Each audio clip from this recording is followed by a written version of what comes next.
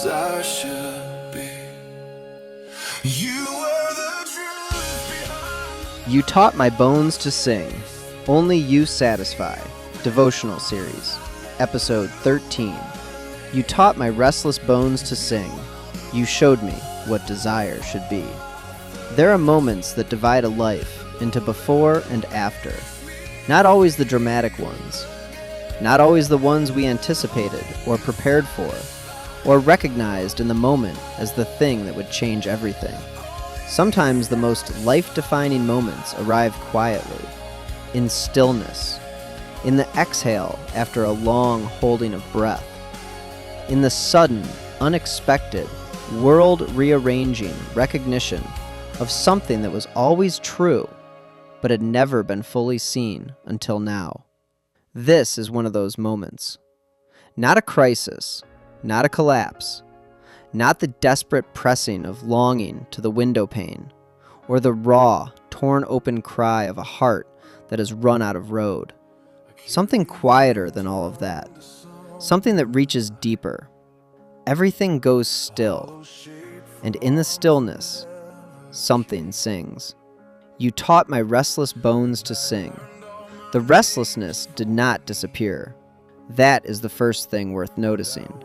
The bones that spent the whole journey of this song, reaching and straining and chasing every shimmer and lantern and false light, those same bones are still here. The capacity for deep, desperate, consuming longing that drove every misdirected reach, still present, unchanged, undiminished. But something has happened to it. The reaching that once aimed itself at everything that glowed has found its proper object. The restlessness that once drove us to the window pane and the roses and the desperate declarations, that same energy, that same depth of need and longing has been turned, and what was once the engine of the chasing has become the engine of the singing. This is what God does with the restless bones. Not quiets them, not removes the capacity that the misdirection exploited.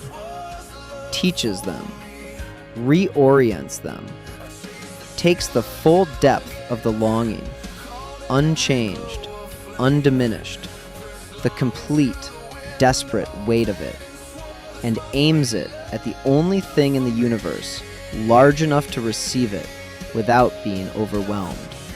And in that aiming, something extraordinary happens.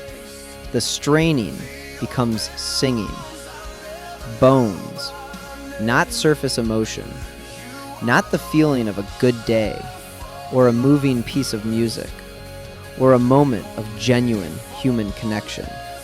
Deeper than all of that, the most interior, structural part of us, the thing that goes all the way down, beneath the feelings and the thoughts, and the carefully constructed presentations of ourselves to the world.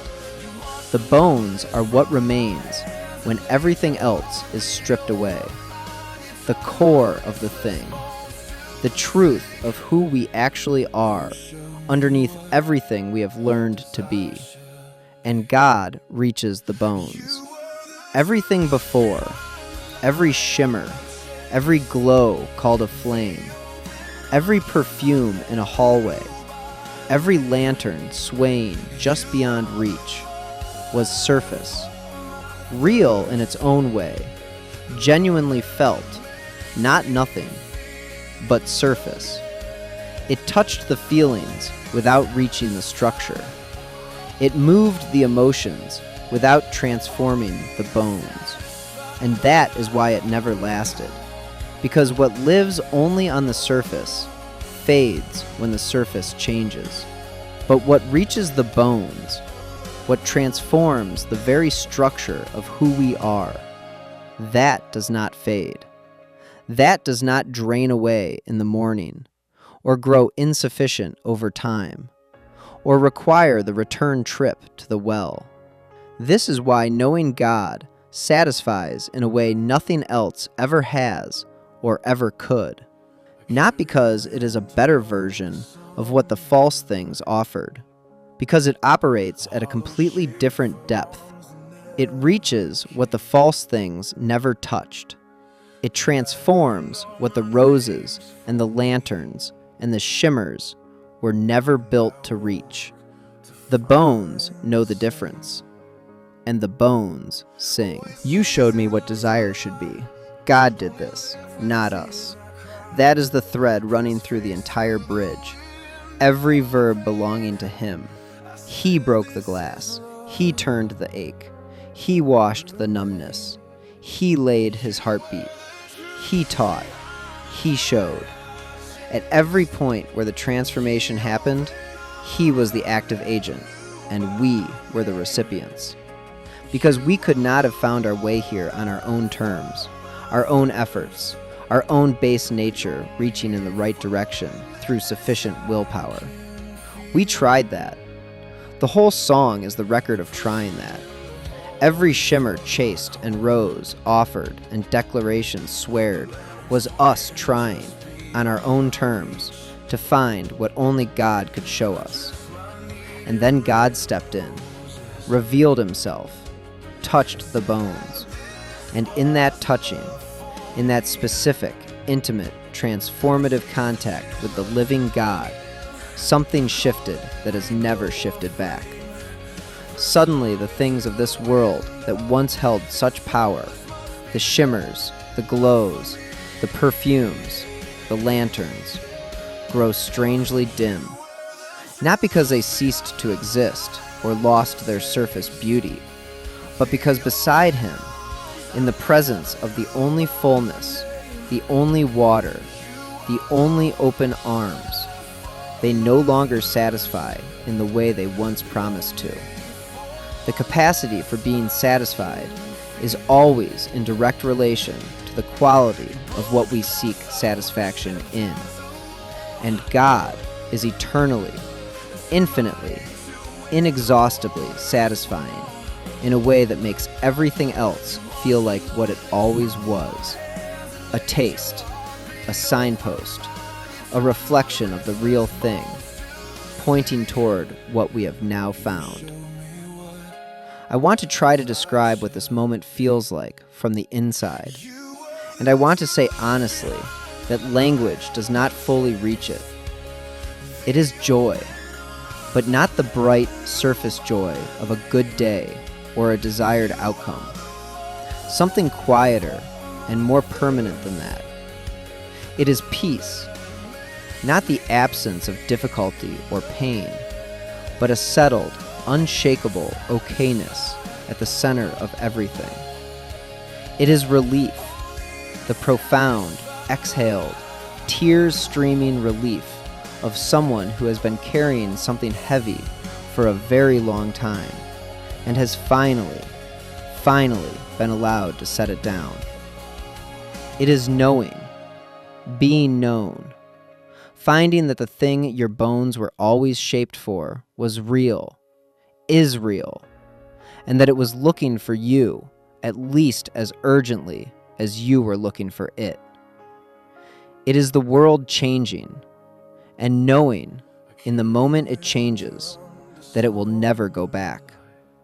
Not a destination reached, a door opened, the beginning of an infinite journey of knowing and being known by a God who will never be exhausted, never be fully mapped, never run out of depth to reveal.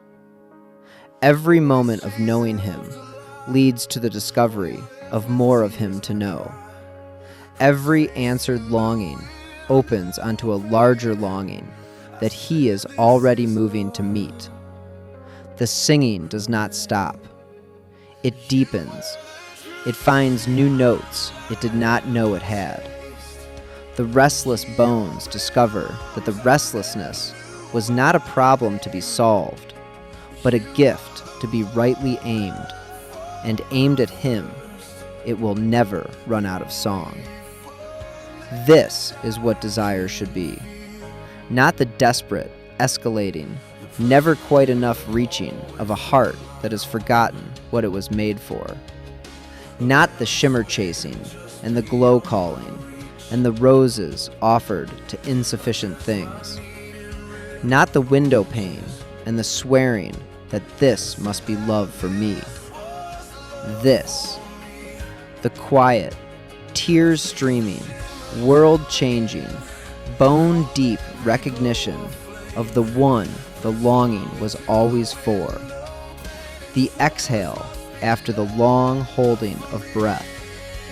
The singing where the straining used to be. My soul glorifies the Lord, and my spirit rejoices in God my Savior. Luke 1:46-47. Not a composed theological statement. A song that broke out of Mary before she could contain it. The bones singing because the truth arrived, and the bones knew it and could not stay silent. And you make known to me the path of life. You will fill me with joy in your presence, with eternal pleasures at your right hand. Psalm 16:11. Eternal pleasures, not temporary relief, not the fading satisfaction of things that were never built to last. Joy in His presence, inexhaustible, permanent, always deepening, never diminishing. The restless bones have found their song, not because the restlessness ended, because it finally found what it was always reaching for. And everything is quiet, and everything is singing, and it is the same thing. The world has changed. It will not go back. And this, finally, fully, bone deep this, is what desire should be.